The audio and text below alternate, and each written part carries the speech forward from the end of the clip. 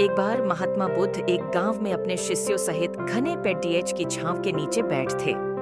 आसपास के गांवों से बहुत से लोग अपनी मानसिक समस्याएं लेकर महात्मा बुद्ध के पास आ रहे थे। महात्मा बुद्ध उन सब की मानसिक परेशानियों का समाधान देते। सब लोग खुशी खुशी अपनी समस्याओं का समाधान पाकर वहां से लौट रहे थे। वहीं से कुछ दूर बैठा लोगों को बुद्ध के पास जाते देख एक दुखी भिखारी अपने भाग्य को कोसता हुआ यही सोचने लगा कि अभी कुछ देर पहले तो ये लोग दुखी मन से मुंह लटकाए उन महात्मा के पास गए थे और अब इतना खुश होकर कैसे वापस लौट रहे हैं।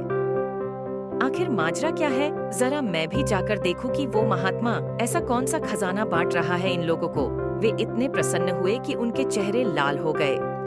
जब वो दुख भिखारी कुछ नजदीक गया तो उसने देखा कि ये महात्मा तो लोगों को प्रवचन देकर लोगों के दुख का निवारण कर रहे हैं। यह देखकर भिखारी के मन में भी तीव्र इच्छा हुई कि क्यों न मैं भी इन महात्मा को अपना दुख बताऊं। मुझे भी अपने दुख का समाधान अवश्य मिलेगा।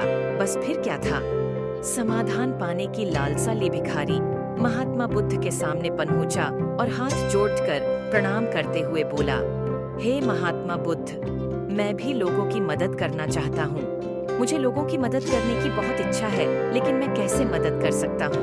मैं बहुत गरीब हूँ। मेरे पास न तो पैसे हैं और न ही कोई ऐसी चीज जिससे मैं किसी की मदद कर सकूं। मैं कोशिश करने पर भी किसी की मदद नहीं कर सकता। मुझे भगवान ने इतना गरीब क्यों बनाया? हे महात्मा, मुझ पर कुछ कृपा करो। इतना बोलते हुए भिखारी रोने लगा। महात्मा बुद्ध बोले, आप बहुत अज्ञानी हैं, क्योंकि आप अभी तक इस भ्रम में जी रहे हो कि तुम्हारे पास कुछ नहीं, जबकि दूसरों को कुछ देने के लिए तुम्हारे पास बहुत कुछ है। तुम बिना धन और वस्तु के भी दूसरों की मदद कर सकते हो। तुम्हारे पास जुबान है जिससे तुम मीठे शब्द बोलकर किसी के दुख की चेहरे पर मुस्कान ला सकते हो। इन्हीं शब्दों की ताकत से तुम किसी के भी टूटते हौसलों को फिर से मजबूत कर सकते हो। इन शब्दों की शक्ति से आप किसी के भी मन में सकारात्मक विचारधारा के बीज बो सकते हैं और उसे गलत रास्ते पर जाने से रोक सकते हैं।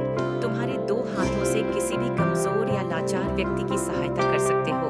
आपके दो आंखें किसी अंधे को रास्ता दिखा सकते हैं। तुम किसी के लिए दुआ कर सकते हो। ये हो सकता है कि उनके बुरे काम फिर से हो जाएं। आप किसी के अच्छे स्वास्थ्य की कामना कर सकते हैं, लेकिन अज्ञानतावश तुम अब तक इस बात को समझ नहीं पाए और इस भ्रम में अब तक जीते रहे कि तुम्हारे पास मदद करने के लिए कुछ नहीं।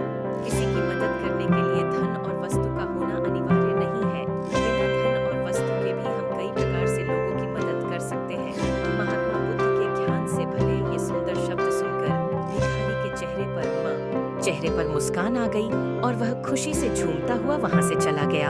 इस बुद्ध मॉरल स्टोरी से हमने क्या सीखा? दोस्तों, महात्मा बुद्ध की इन बातों से बहुत कुछ सीखा गया।